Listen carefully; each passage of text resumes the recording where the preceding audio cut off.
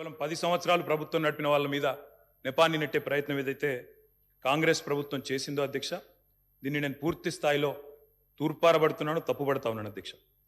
అధ్యక్ష, ఈ దారుణమైన గవర్నర్ గారి ప్రసంగం చూసిన తర్వాత, గవర్నర్ గారి దారుణమైన ప్రసంగం చూసిన తర్వాత కాంగ్రెస్ పరిపాలనలో రాష్ట్ర భవిష్యత్తు రాబోయే 5 ఏళ్ళు ఎట్లా ఉండబోతుందో చాలా స్పష్టంగా నిన్న పూర్తి స్థాయిలో మాకు అర్థమైంది అధ్యక్ష, రాష్ట్ర ప్రజలకు కూడా అర్థమైందని నేను అనుకుంటా ఉన్నా అధ్యక్ష. అయినప్పటికీ వాస్తవాలు, ప్రధాన ప్రతిపక్షంగా వాస్తవాలు ప్రజల ముందు పెట్టాల్సిన బాధ్యత మా ముందు ఉంది అధ్యక్ష. కాబట్టి తప్పకుండా అవన్నీ కూడా చెప్తాను అధ్యక్ష.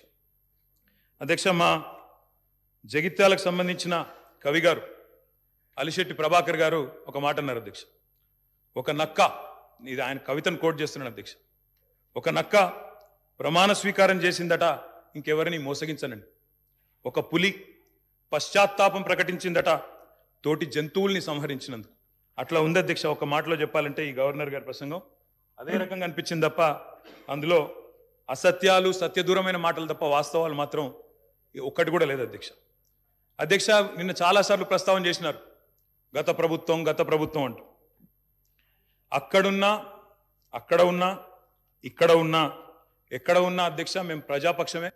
తప్పకుండా తెలంగాణకు ఎన్నటికీ స్వపక్షమే, కాంగ్రెస్ ప్రభుత్వానికి ఎన్నటికైనా విపక్షమే అధ్యక్ష. తప్పకుండా ప్రజల తరపున గొంతు విప్పుతాం. అందుకే గతంలోని వారి పరిపాలన ఎట్లా ఉందో ఒక్కసారి తప్పకుండా అద్దం చూపెట్టవలసిన బాధ్యత ప్రధాన ప్రతిపక్షంగా మా మీదనే ఉంది అధ్యక్ష. అధ్యక్ష, ఎట్లుండే అధ్యక్ష 2014 ముందు తెలంగాణ ఘనత వహించిన వీరి ప్రభుత్వంలో ఎట్లుండే అధ్యక్ష? పడావుబడ్డ భూములు, పాడుబడ్డ ఇండ్లు, ఆకలి కేకలు, ఆత్మహత్యలు బరాబర్ చెప్తాం. ప్రధాన ప్రతిపక్షంగా ప్రజల తరపున బరాబర్ లెక్కలు చెప్తాం. బరాబర్ కాంగ్రెస్ పార్టీ యొక్క ఏమేమి దురాగతాలు ఉన్నాయో అవన్నీ చెప్పవలసిన బాధ్యత మా మీద ఉన్నది. బరాబర్ చెప్తామని చెప్పి కూడా తెలియజేస్తా ఉన్నా అధ్యక్ష.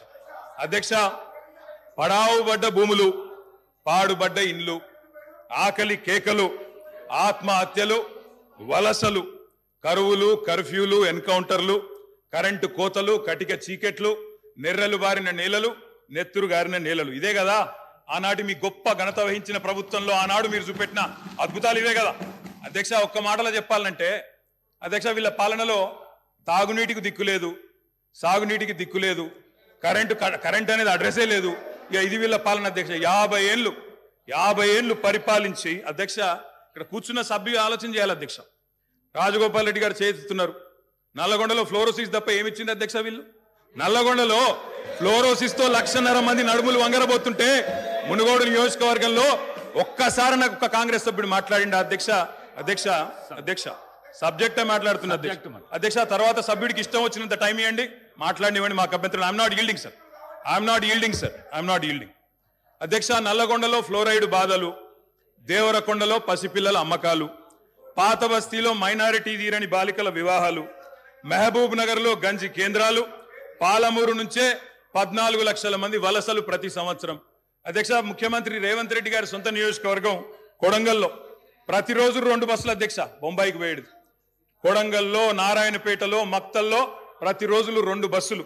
అదేవిధంగా అధ్యక్ష, ఆ బస్ స్టాండ్కు పోతే ఆ వలసలను చూసి సలసల కాగే కన్నీళ్లను గారుస్తూ ఆ భార్యా పిల్లల ఏడుపులు. అదేవిధంగా 50 ఎకరాలు ఉన్న రైతైనా సరే అధ్యక్ష, తెలంగాణలో ఆనాడు కాంగ్రెస్ పరిపాలన ఎంత గొప్ప పరిపాలన అంటే అధ్యక్ష, మహబూబ్ నగర్ లో 50 ఎకరాలు ఉన్న రైతైనా సరే గుంపు మేస్త్రిగా పనిచేసే దుస్థితి అధ్యక్ష. హైదరాబాద్కి వచ్చి కూలీ చేసుకునే దుస్థితి. ఇది వాస్తవం అధ్యక్ష. సాగునీరు ఇవ్వలేని అసమర్థులు, తాగునీరు ఇవ్వలేని అసమర్థులు, కరెంట్ ఇవ్వలేని అసమర్థులు, వాళ్ళ అసమర్థత గురించి చెప్తే ఉలికిపడ్డం ఎందుకు అధ్యక్ష? ఇంకొక మాట కూడా నేను విజ్ఞప్తి చేస్తా ఉన్నాను. ఇది మొదటి రోజు అధ్యక్ష. మొదటి రోజే ఇంత ఉలికి పడితే ఎట్లా అధ్యక్ష? మొదటి రోజు ఇంత భయపడితే ఎట్లా? ఒక్కొక్క మంత్రి గారు లేసి అప్పుడే ఉలికిపడి మాట్లాడుతున్నారు. అంత భయం ఎందుకు సార్? అధ్యక్ష, నిర్మాణాత్మక సూచనలు చేయాలన్నారు భట్టి గారు, వి వెల్కమ్ ఇట్.